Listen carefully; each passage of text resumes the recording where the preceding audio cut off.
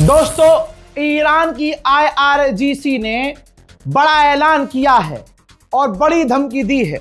दोस्तों, IRGC ने कहा है कि 1 अप्रैल से, जो कुछ घंटे में 1 अप्रैल लगने वाली है, 1 अप्रैल से IRGC Google, Microsoft, Apple, Tesla और ऐसी अमेरिकी 18-19 कंपनियां हैं। आपकी क्लियरिटी के लिए ये देखिए, Cisco, HP, Intel, Oracle, Microsoft, Apple, Google, Meta यानी Facebook, Instagram, WhatsApp, IBM, Dell, Palantir, Nvidia, JP Morgan, Tesla, JE, Spire solution, G42, Boeing. देखिए, मामला गंभीर है और साफ तौर से बता दिया है कि यहां हमले होने हैं। अगर किसी को कोई शक है, कुछ समझ में नहीं आ रहा है, तो बस ये समझ लीजिए कि कभी भी YouTube डाउन हो सकता है, गूगल बंद हो सकता है और गूगल से जुड़ी हुई तमाम सर्विस, भाई आम दिनों में ये डाउन हो जाते हैं। अभी परसों जो है YouTube डाउन हो गया था।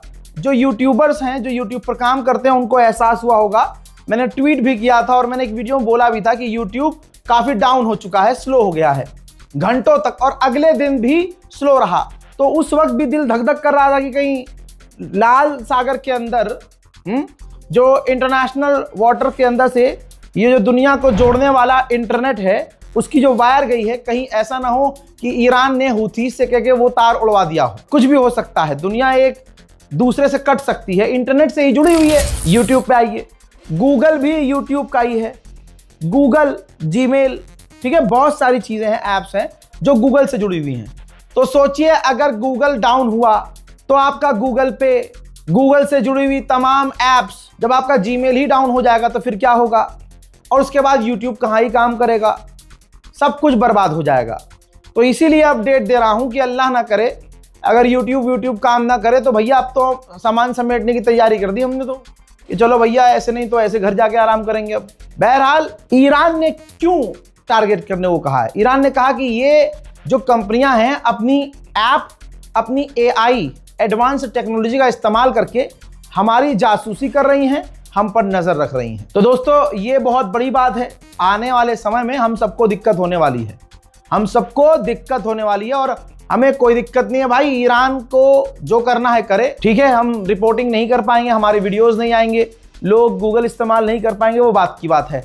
और 1 अप्रैल से ईरान ने कहा है, 1 अप्रैल से हम निशाना बनाना शुरू कर देंगे। IRGC ने यह भी कहा कि ये हम इसलिए करेंगे क्योंकि हमारे सीनियर ऑफिशियल को टारगेट करके असैसिनेट कर रहा है इजराइल। तो अगर इजराइल ये कर रहा है तो अब हम ये भी करेंगे। जैसे कि एक सीनियर ऑफिशियल हैं ईरान के, इनके पूरे परिवार के साथ ही, इनके घर पर ही मिसाइल दागकर इजराइल ने इनके पूरे परिवार को कत्ल कर दिया। रशिया कह चुका है कि ये तो गैर कानूनी है। भाई, जो जंग में नहीं, आप उन्हें मार रहे हो, आप घरों को उड़ा रहे हो।